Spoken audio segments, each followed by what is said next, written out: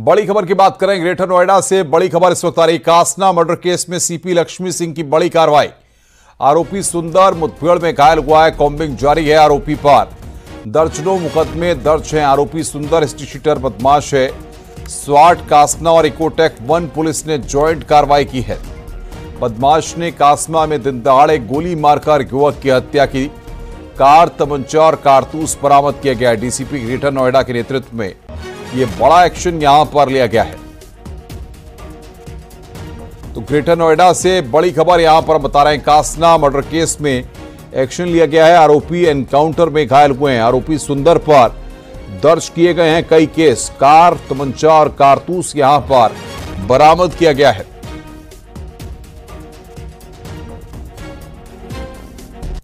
Greater Noida से खबर है। दादरी पुलिस और लुटेरों के बीच में मुठभेड़ हुई है। आरोपी सलीम और सौरभ मुठभेड़ में घायल हुए हैं। 2 मौके से फरार हैं। लूट डकैती की योजना बनाने वाले आरोपी की पुलिस से मुठभेड़ हुई है। कुछ दिन पहले चेन स्नैचिंग की घटना को अंजाम दिया था।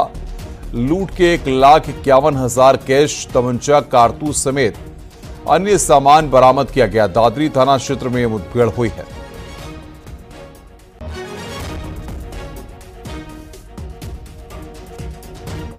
आगे बढ़ते हैं। खबर चंदौली से है। पुलिस के कब्जे से गोवंश से भरी पिकअप लूटने वाले 6 आरोपियों को गिरफ्तार किया गया है।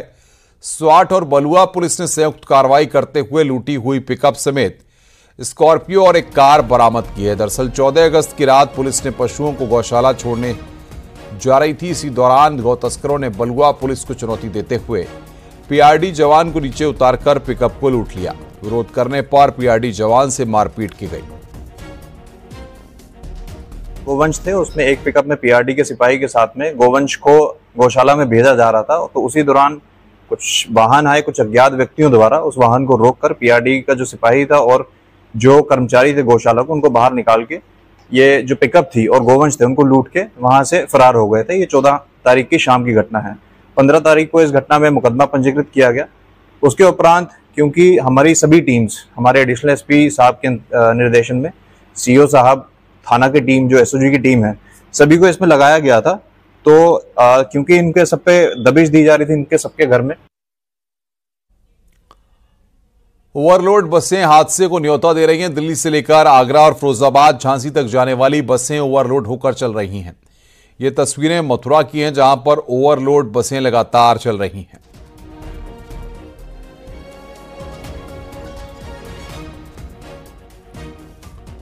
आगरा में धोखाधड़ी का मामला सामने आया। SC/ST एक्ट का मुकदमा दर्ज करवाने के बाद खत्म करवाने के नाम पर शख्स के साथ 5 लाख रुपए की धोखाधड़ी हुई है। मामले में पुलिस ने एक आरोपी को गिरफ्तार किया है। बीते दिनों पीड़ित ने डीसीपी सिटी से न्याय की गुहार लगाई थी।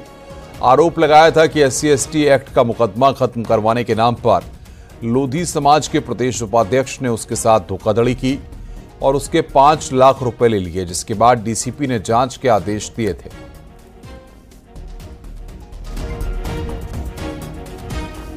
बरेली में दबंगों ने युवक की धारदार हथियार से हत्या कर फरार हो गए। आरोपियों ने पहले युवक को घर से बुलाया और हत्या करने के बाद दबंगों ने युवक के परिवार को जानकारी दी। सूचना पर पहुंची पुलिस ने मामले की जांच पड़ताल शुरू की। मीरगंज थाना क्षेत्र के रयानगला गांव का यह पूरा मामला है। रैयानगला ने अपने ही गांव के मोइन हुसैन उम्र 20 वर्ष पुत्र आबिद अली की धारदार हथियार से गले व सीने पर वार करके गंभीर रूप से घायल कर दिया, जिसकी जिला अस्पताल बरेली में इलाज के दौरान मृत्यु हो गई। आगे बढ़ते हैं। शिक्षक भर्ती मामले पर सीएम योगी ने बैठक की और शिक्षा विभाग को निर्देश दिए हैं। हाईकोर्ट के फैसले के आधार पर कार्रवाई करने के लिए कहा गया है। सीएम ने साफ तौर पर कहा कि आरक्षण का लाभ अभ्यर्थियों को मिलना ही चाहिए, किसी अभ्यर्थी के साथ अन्याय न हो। आपको बता दें कि 69,000 शिक्षक भर्ती मामले में हाईकोर्ट ने 3 महीने में नई मेरिट लिस्ट जारी करने को कहा है। देखिए, 69,000 शिक्षक भर्ती को लेकर के जो भी माननीय उच्च न्यायालय के फैसला आया है, उससे माननीय मुख्यमंत्री जी को अवगत कराया गया है। माननीय मुख्यमंत्री जी के द्वारा ये निर्देश दिए गए हैं कि जो भी सर्वोच्च न्यायालय की ऑब्जर्वेशंस हैं 69,000 की भर्ती की प्रक्रिया को लेकर के और माननीय उच्च न्यायालय के जो निर्देश हैं, इन सभी निर्देशों का हम सब लोग स्वागत करते हैं और इसका सरकार के द्वारा समय सीमा के अंतर्गत जो समय दिया गया है कोर्ट के द्वारा, उसका पालन किया जाएगा। इसके साथ साथ सरकार यह भी सुनिश्चित करेगी, माननीय मुख्यमंत्री जी के निर्देश हैं कि जो संविधान के द्वारा आरक्षण की व्यवस्था बनाई गई है हमारे आरक्षित वर्ग के लिए, उसका हम सब लोग पालन करेंगे। किसी भी वर्ग के व्यक्ति के साथ में, किसी भी व्यक्ति के भविष्य के साथ, इस प्रदेश के युवा के भविष्य के साथ सरकार कोई भी गलत चीज नहीं होने देगी। हम उनके भविष्य के साथ, उनके भविष्य को सुरक्षित करने का काम सरकार के द्वारा किया जाएगा। उत्तर प्रदेश के चुनावी मॉनसून में एक बार फिर सीएम योगी और अखिलेश यादव आमने सामने आ चुके हैं। तरकश से रोजगार, विकास के तीर निकल रहे हैं और एक दूसरे पर शब्दों के बाढ़ की बारिश हो रही है। सीएम योगी अयोध्या के रास्ते पूर्वांचल की ओर आगे बढ़ चुके हैं, तो पीछे पीछे अखिलेश यादव भी हैं। आपको इस रिपोर्ट में दिखाते हैं आखिर कौन कौन सी वो सीटें हैं जहां पर सीएम योगी आदित्यनाथ और अखिलेश यादव में सीधी टक्कर होने वाली है।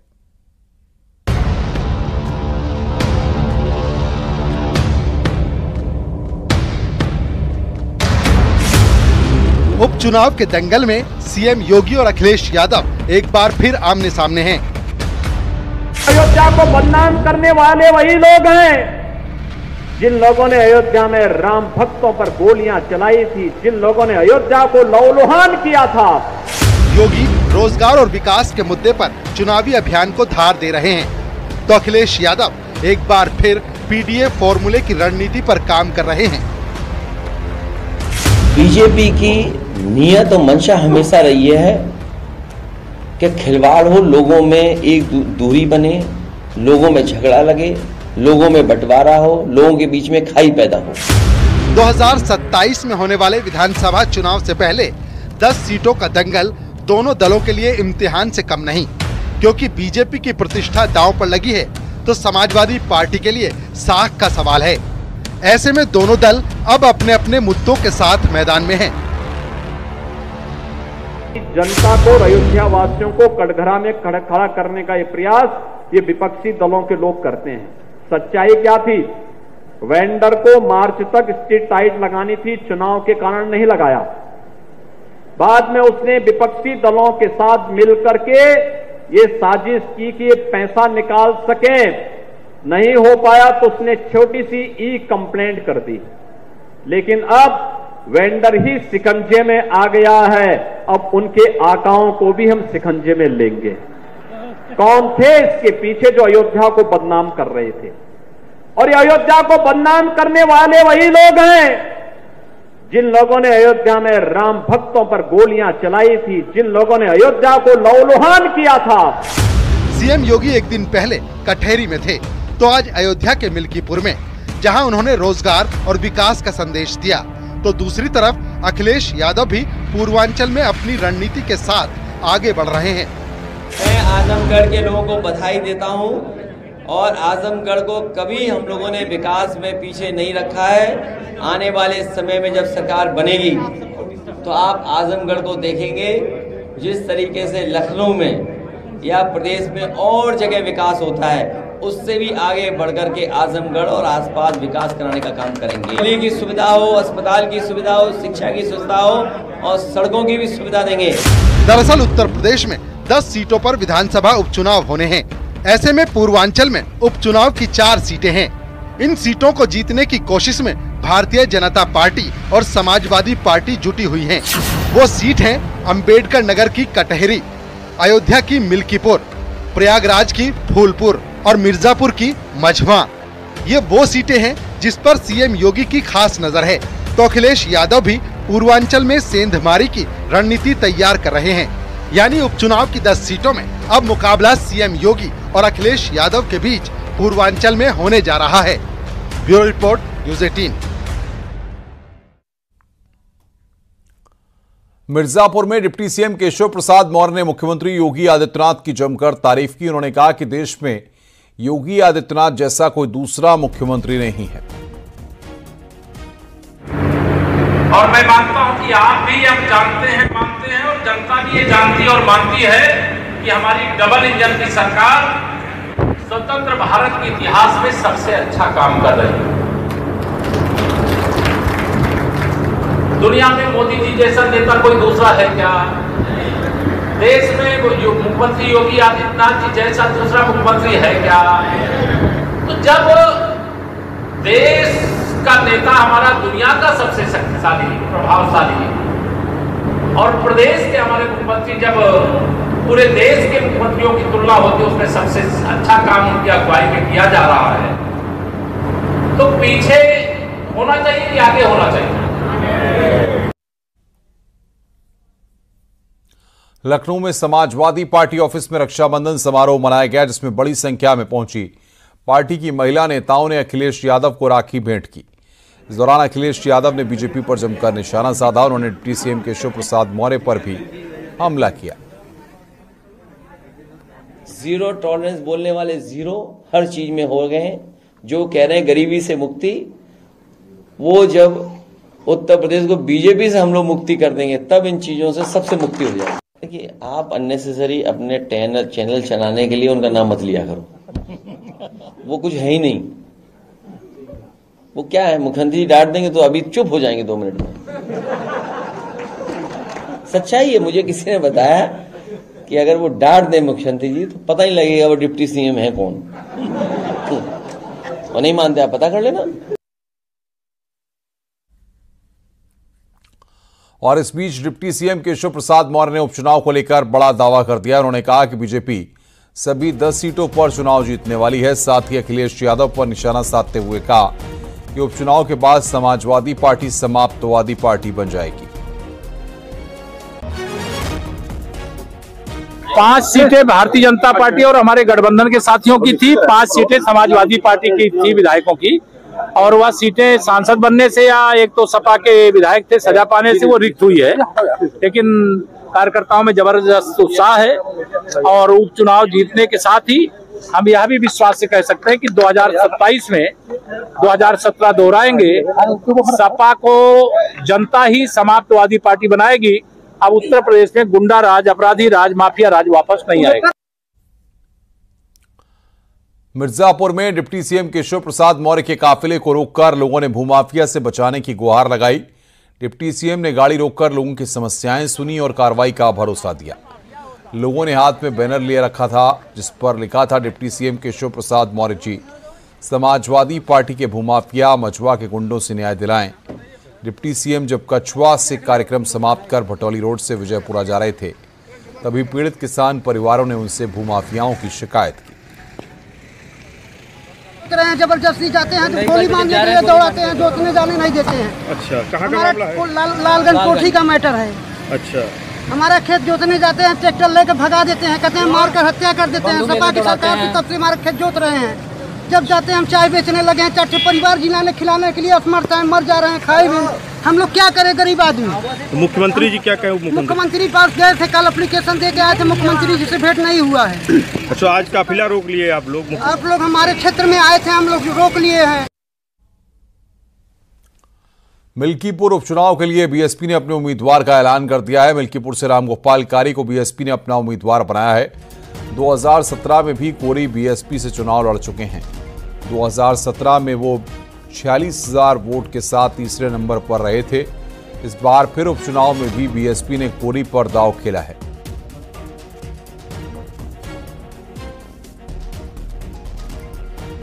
यूपीएससी की परीक्षा दिए बिना अधिकारी बनने का सुनहरा मौका है। इसमें उम्मीदवारों का चयन सिर्फ इंटरव्यू के आधार पर किया जाएगा। हालांकि विपक्ष ने यूपीएससी की इस भर्ती प्रक्रिया को लेकर विरोध शुरू कर दिया है और एक बार फिर आरक्षण का मुद्दा उठा दिया है। राहुल गांधी मंत्रालयों में बैकडोर एंट्री का विरोध कर रहे हैं तो अखिलेश यादव इसे भ्रष्टाचार से जोड़ चुके हैं। वहीं मायावती का कहना है कि सरकारी विभाग में SC, ST और OBC वर्गों के लोगों को उनके कोटे के अनुसार नियुक्ति नहीं दी जाती है तो संविधान का सीधा उल्लंघन होगा।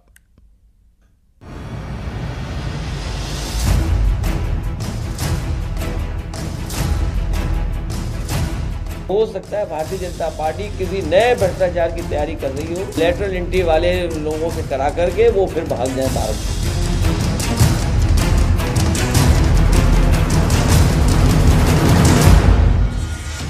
यूनियन पब्लिक सर्विस कमीशन यानी कि यूपीएससी, जिसमें बिना परीक्षा दिए अधिकारी बनने का सुनहरा मौका है। इसमें उम्मीदवारों का चयन सिर्फ इंटरव्यू के आधार पर किया जाएगा। अब इस भर्ती प्रक्रिया को लेकर विरोध शुरू हो चुका है। चाहे राहुल गांधी हो या अखिलेश यादव या फिर आरक्षण का राग अलापने वाली मायावती, सबने एक साथ लेटरल एंट्री के जरिए 45 पदों पर नौकरी का विरोध शुरू कर चुके हैं। राहुल गांधी ने कहा, लेटरल एंट्री के जरिए भर्ती कर खुलेआम SC, ST और OBC वर्ग का आरक्षण छीना जा रहा है। यहाँ UPSC की तैयारी कर रहे प्रतिभाशाली युवाओं के हक पर डाका है। वंचितों के आरक्षण समेत सामाजिक न्याय की परिकल्पना पर चोट है। इस देश विरोधी कदम का इंडिया गठबंधन मजबूती से विरोध करेगा। यानी लेटरल एंट्री के जरिए UPSC की इस भर्ती प्रक्रिया को लेकर विरोध शुरू हो चुका है। राहुल गांधी के साथ अखिलेश यादव ने भी निशाना साधा। उन्होंने कहा कि बीजेपी अपनी विचारधारा के संगी साथियों को पिछले दरवाजे से UPSC के उच्च अधिकारी पदों पर बैठाने की साजिश रच रही है। सरकार के पास रिपोर्ट नहीं है जिसके माध्यम से ये बता सके कि नैनो यूरिया से इतना लाभ किसानों को पहुंचा है। जो लेटरल एंट्री से लाए थे वही नैनो लेकर के आए थे, यूरिया नैनो। और लेटरल एंट्री वाले बहुत सारे लोग जिस तरीके से भारत से उद्योगपति भागे थे, उसी तरीके से लेटरल एंट्री से नौकरी पाने के बाद कुछ भ्रष्टाचार कर करके भारत छोड़ के चले गए वो। तो हो सकता है भारतीय जनता पार्टी किसी नए भ्रष्टाचार की तैयारी कर रही हो और लेटरल एंट्री वाले लोगों से करा करके वो फिर भाग जाए भारत छोड़कर। दरअसल UPSC को देश की सबसे कठिन परीक्षा माना जाता है, जो 3 चरणों में होती है। उसी के आधार पर उम्मीदवारों का IAS, IFS, IPS और तमाम मंत्रालयों में अफसर के पद पर सिलेक्शन होता है। ऐसे में UPSC की लेटरल एंट्री क्या है, इसे समझना होगा। लेटरल एंट्री की शुरुआत साल 2018 में हुई। UPSC में लेटरल एंट्री यानी कि डायरेक्ट भर्ती, निजी क्षेत्र में अनुभवी अधिकारियों को मौका मिलता है। ब्यूरोक्रेसी को और गति देने के लिए नियुक्ति की जाती है। इंटरव्यू के जरिए सरकारी विभागों में भर्ती होती है। बता दें कि 2019 में पहली बार मोदी सरकार ने सीधी भर्ती के जरिए इन पदों पर भर्ती की थी। अब इसे दोहराया जा रहा है, लेकिन इस बार UPSC में लेटरल एंट्री में विपक्ष को आरक्षण दिखने लगा। बहुजन समाज पार्टी के प्रमुख मायावती ने भी इस स्कीम का जमकर विरोध किया और उन्होंने इस स्कीम के खिलाफ अपनी बातें भी रखी। मायावती ने कहा कि केंद्र में 45 उच्च पदों पर सीधी भर्ती का निर्णय सही नहीं है, क्योंकि सीधी भर्ती के माध्यम से नीचे के पदों पर काम कर रहे कर्मचारियों को प्रमोशन से वंचित रहना पड़ेगा। इसके साथ ही इन सरकारी नियुक्ति में SC, ST और OBC वर्ग के लोगों को उनके कोटे के अनुसार अगर नियुक्ति नहीं दी जाती है तो ये संविधान का सीधा उल्लंघन होगा। यानी इस बार आरक्षण का मुद्दा UPSC में लेटरल एंट्री में भी दिखने लगा है, जिसके खिलाफ विपक्षी नेता अब आंदोलन करने की भी चेतावनी दे चुके हैं। Bureau report, news 18।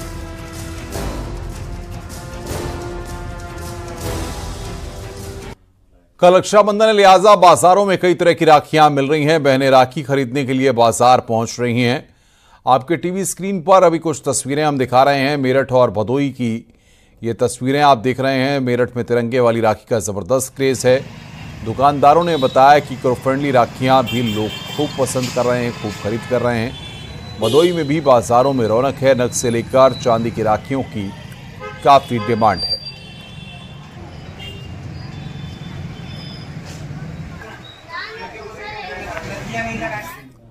कल देश भर में रक्षाबंधन का त्यौहार मनाया जाएगा, लेकिन भद्रा का साया भी दिखेगा। आइए जानते हैं राखी बंधवाने का शुभ मुहूर्त क्या रहेगा।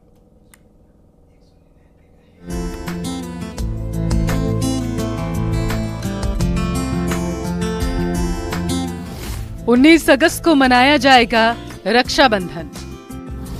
रक्षाबंधन पर बन रहे कई शुभ संयोग।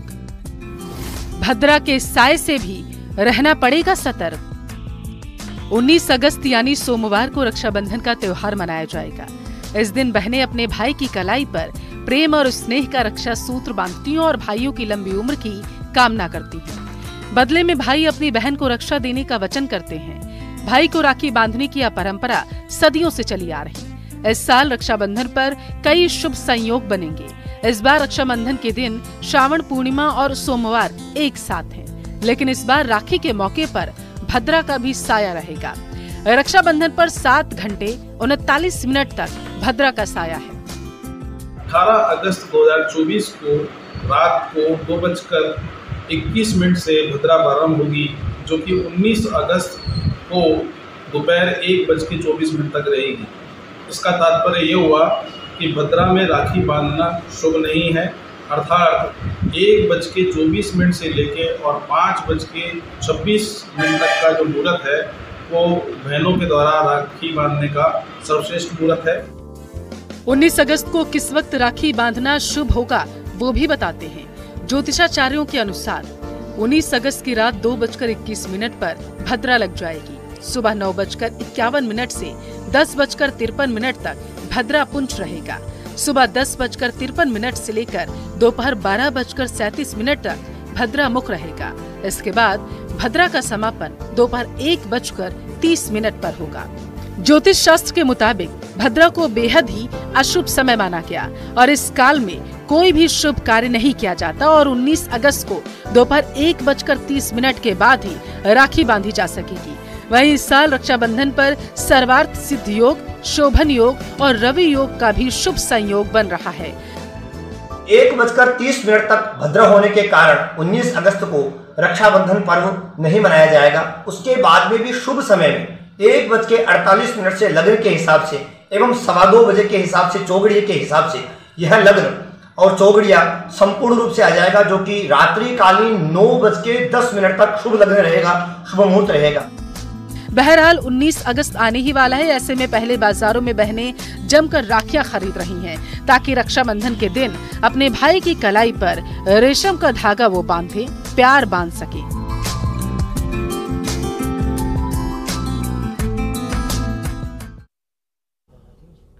आगरा में ब्रह्म कुमारी आश्रम की सेविकाओं के साथ आईजी ने रक्षाबंधन का त्यौहार मनाया। आश्रम की सेविकाओं ने आईजी ऑफिस पहुंचकर आईजी जोन दीपक कुमार को राखी बांधी।